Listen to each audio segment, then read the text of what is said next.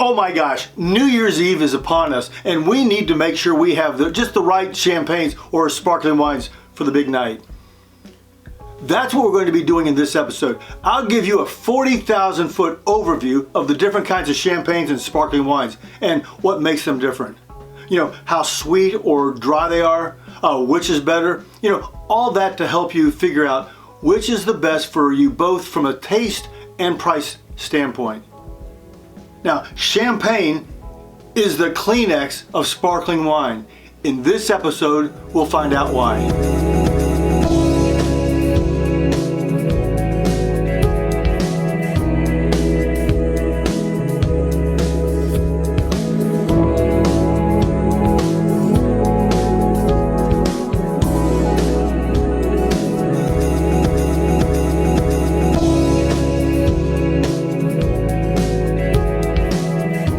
Pierre. Welcome to Asti Wine Consultants. Let's get right into this. Most of us have no idea which sparkling wine to buy because we don't know the difference between a champagne, a cremant, a sparkling wine, a cava, or a prosecco. We usually buy what everybody else is buying and really don't know why. In this video, we're going to take the guesswork out of which champagne or sparkling wine would be great for the purchase. While I'll show you specific sparkling wines, my main emphasis is not on specific wines, but the types you should be looking for. The type or kind that meets your taste and financial situation. Now, depending on the kind of wine drinker you are will determine what kind you'll want to purchase.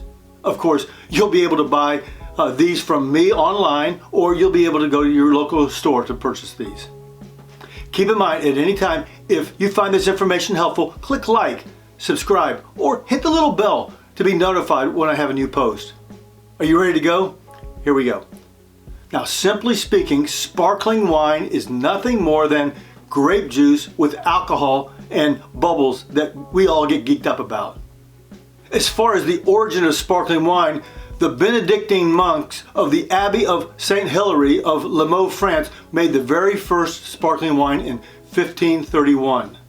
About 100 years later, the monk Dom Perignon from the Abbey of Champagne, France, visited the Abbey of Limoux and learned how to make sparkling wine.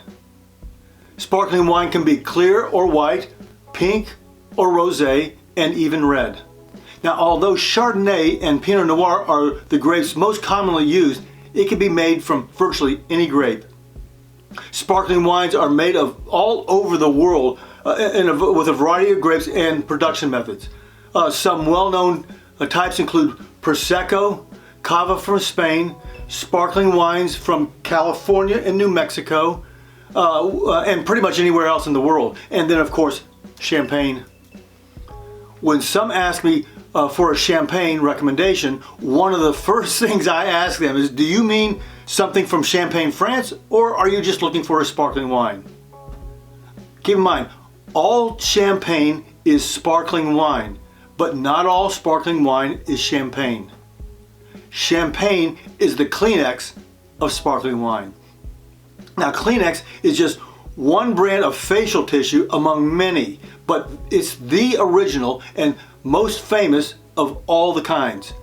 Its name has become synonymous with any and all facial tissue. Likewise, champagne is such a historic and renowned type of sparkling wine that many people call any wine with bubbles champagne, even though it's not true. Now, across the board, sparkling wines are saturated with molecules of carbon dioxide, which makes them fizzy and bubbly. While many people drink sparkling wines in a flute, it's okay to drink from a white wine glass, or in many cases I use my universal glass. Flutes are popular because they preserve the mousse or bubbles better and are aesthetically more pleasing. How are you doing there? Is this information helpful? If it is, write sparkling in the comments below. Now, the inside scoop on whether a sparkling wine is good or not has to do with actually your own personal taste and the size of the bubbles. Now, generally speaking, the smaller the bubbles are, the better the sparkling wine is. The bubble size has to do with how the sparkling wine is made. And actually, one other thing about the bubbles. If you see the bubbles coming up from the middle, sort of forming a straight line rather than coming up the sides of the glass, if it's coming up the middle, you've got a good sparkling wine. And if their bubbles are tiny. This is especially persistent and present in champagne. Okay, I'm getting a little bit ahead of myself. Let's break this down in a way that's a little bit more structured and simpler to remember. There are 4 or 5 basic ways that sparkling wine is produced. Typically, it can actually say right on the bottle which method is being used. I'll touch on the 3 most popular. The first is known as the method traditionnelle, or the traditional method, method champagnaise, or the champagne method. These are all the same methods. This is a very labor-intensive process that includes 9 steps, including 2 fermentation periods, 1 in the tank or a barrel, and 1 in a bottle. That bottle of fermentation can last some time, actually sometimes for years. This method is used for champagnes in addition to French cremants, Spanish cavas, and some of the better American and English sparkling wines. These will be richer in flavor, texture, richness, and depth. You'll find smaller bubbles here. If you like champagne but want something comparable for less money, look for sparkling wines made in the traditional method like Cremant or Cava, plus some of the American or English sparkling wines. These may not have sort of the creaminess or depth of the champagne or its famously small and persistent bubbles, but many are excellent. The second method is by far the most common process, even more common than the traditional method. It's known as the Charmat method or the tank method, or sometimes called the cuvée clos method. This price skips the months of, or years actually, of the in-bottle secondary fermentation and does the second fermentation in large stainless steel tanks. The Cremant or tank method is much faster and less expensive than the traditional method. These sparkling wines are often a bit fuller and fruitier than champagne and sparkling wines made in the traditional method. They also tend to have fewer, coarse, less persistent bubbles. You'll find the bubbles running up the sides and sometimes in the middle of the glass. Most tend to be affordable, especially compared to champagne. Now, Prosecco is the king of this category. The third method is the carbonation method. This is the least expensive method. It produces the poorest quality sparkling wines.